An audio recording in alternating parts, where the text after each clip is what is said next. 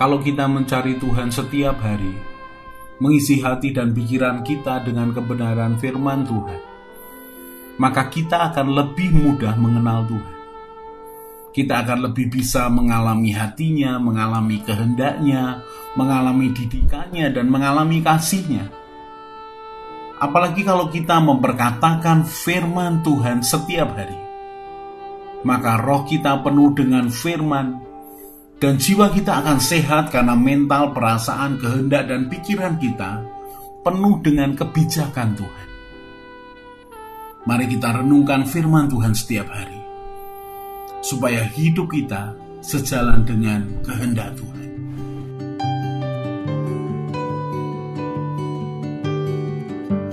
Ku menyembah dalam kudus hadirat-Mu, hampiri tahta kasih karunia-Mu Bapa.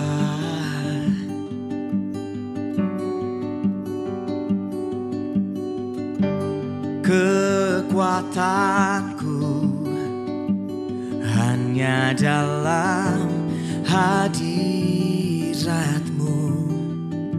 Yesusku, hanya Kaulah segalanya.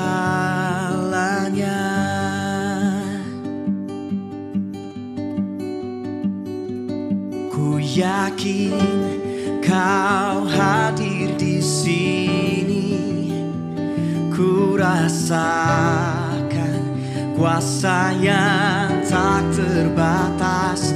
Ku yakin Kau nyata di sini, kemenangan terjadi di sini.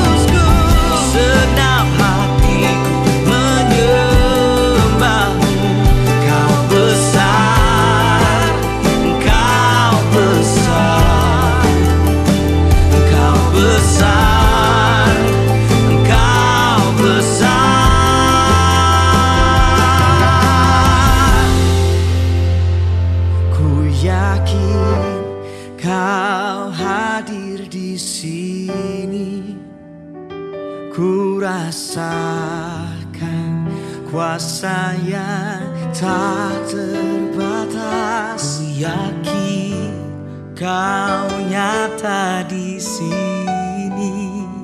Kemenangan terjadi di sini.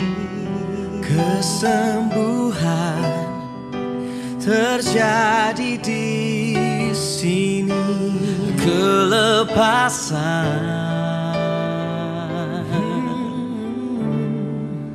terjadi di sini.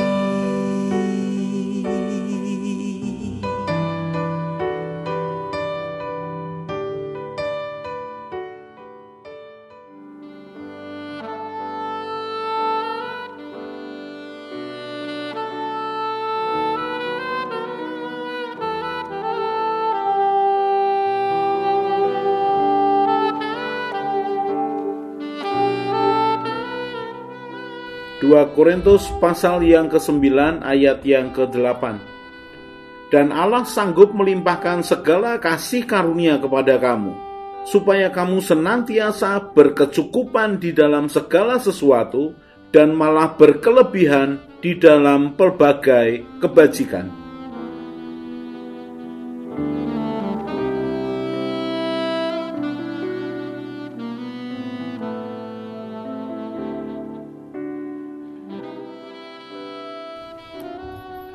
Setiap orang yang sudah menerima keselamatan di dalam Tuhan Yesus, maka dia menjadi garam dunia, dia adalah terang dunia.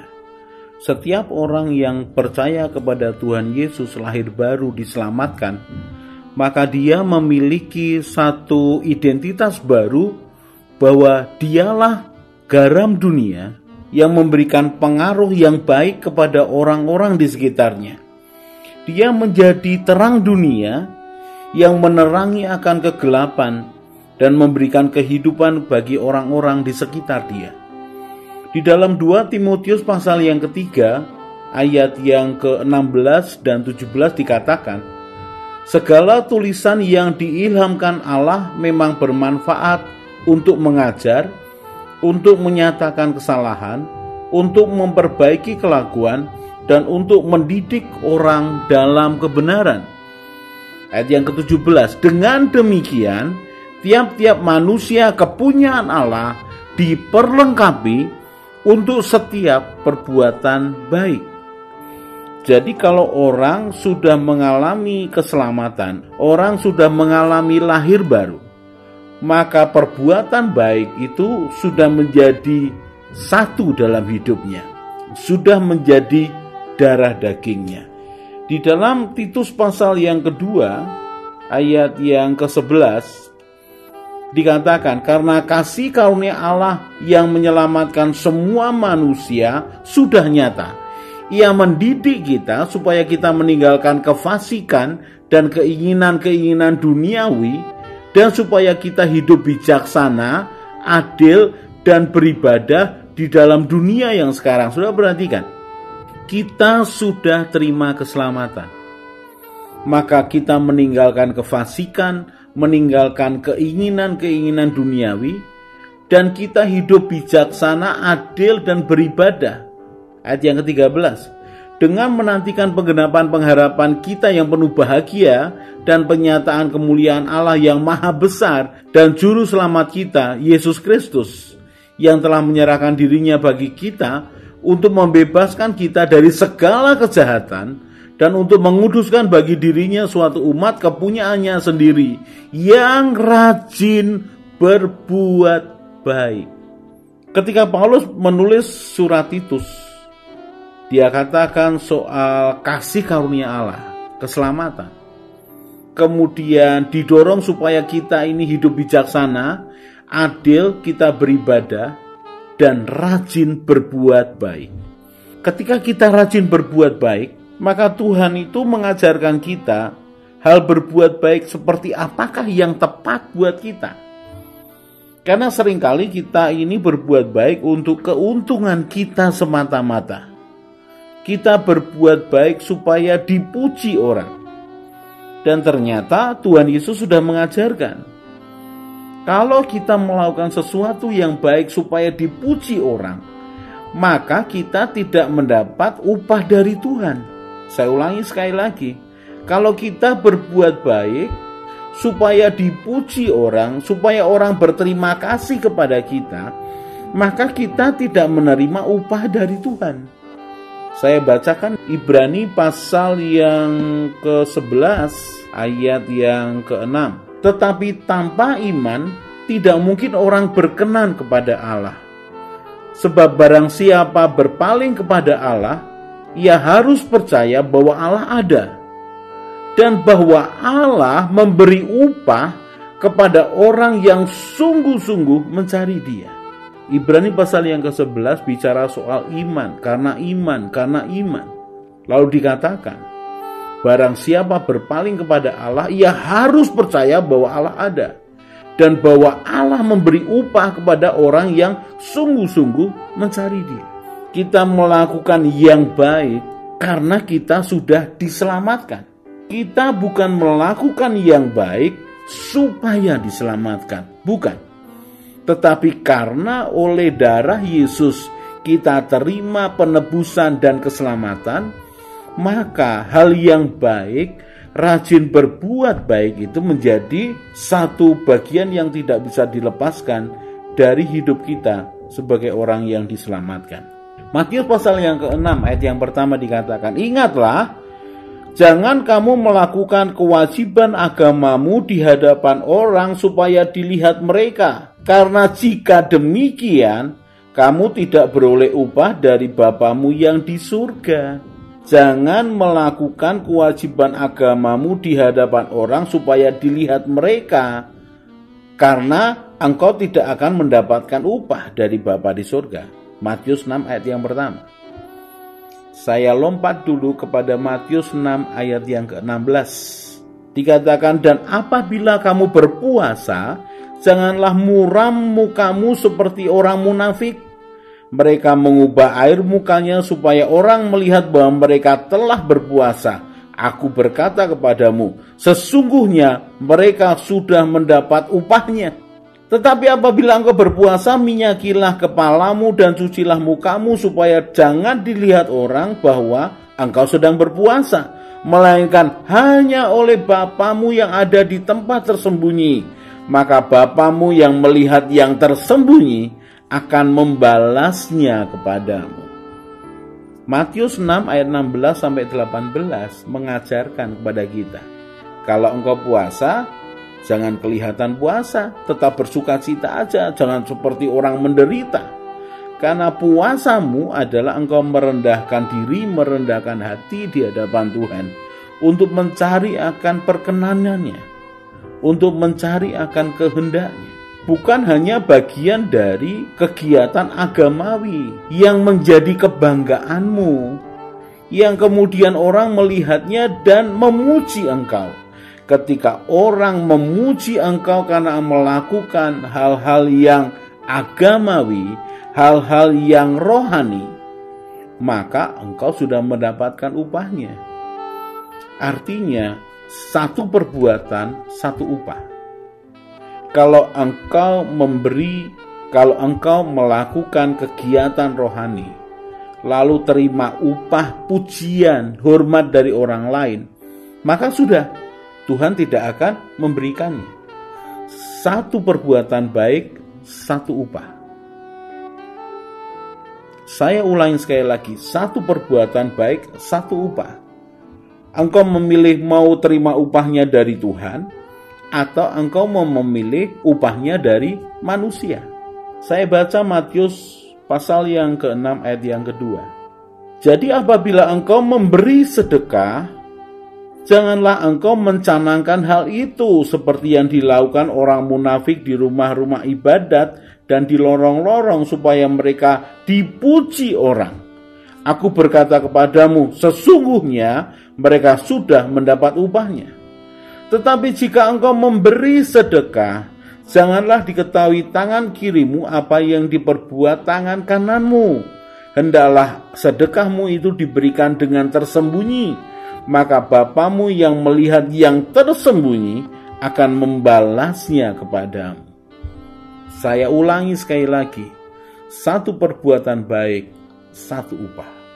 Kalau satu perbuatan baik dilakukan, lalu sudah mendapatkan upah, maka tidak perlu ditambah upah lagi. Dan Tuhan Yesus mengajar, kalau engkau memberi, ya jangan diberitakan, jangan diberitahukan berapa banyak orang akan memberi, lalu sudah omong dulu sebelum memberi. Atau sudah memberi lalu terus diomongkan, dibicarakan berulang-ulang. Maka orang akan mendengar lalu kagum, lalu terkesan, lalu memuji. Dan itu berupa upah berarti. Itulah upahnya. Pujian, hormat dari orang lain. Kalau sudah seperti itu, Tuhan tidak akan memberikannya. Apabila engkau memberi sedekah, janganlah tangan kirimu tahu apa yang diperbuat oleh tangan kananmu. Ini menarik, bagaimana mungkin tangan bersebelahan. Ini merupakan gambaran penekanan bahwa kalau engkau melakukannya, biarlah tidak diketahui oleh siapapun. Bahkan tangan kirimu memberi, tangan kananmu tidak tahu. Tangan kananmu memberi, tangan kirimu tidak tahu. Itu merupakan gambaran. Saudara, Tuhan itu memberikan upah kepada setiap orang yang mencari Dia dengan sungguh-sungguh. Ibrani pasal yang ke-11 ayat yang ke-6. Mari kita mencari Tuhan dengan sungguh-sungguh. Mari kita melakukan perbuatan baik dengan sungguh-sungguh. Dan mari kita mengharapkan upah yang dari Tuhan. Karena upah yang dari Tuhan bersifat kekal. Dan itu akan memberikan kita semangat dan pengharapan yang lebih lagi. Sementara upah dari manusia seringkali itu menjebak kita, membawa kita kepada kebanggaan diri dan kesombongan, menjauhkan kita dari Tuhan. Mari kita menjadi garam dan terang dunia, tanpa mengumumkan bahwa aku garam dan terang. Biar kebaikan kita diketahui oleh orang lain, dan mereka memuliakan Bapa yang di surga, bukan memuliakan kita. Baiklah perbuatan baik kita mendapatkan upah yang dari Tuhan.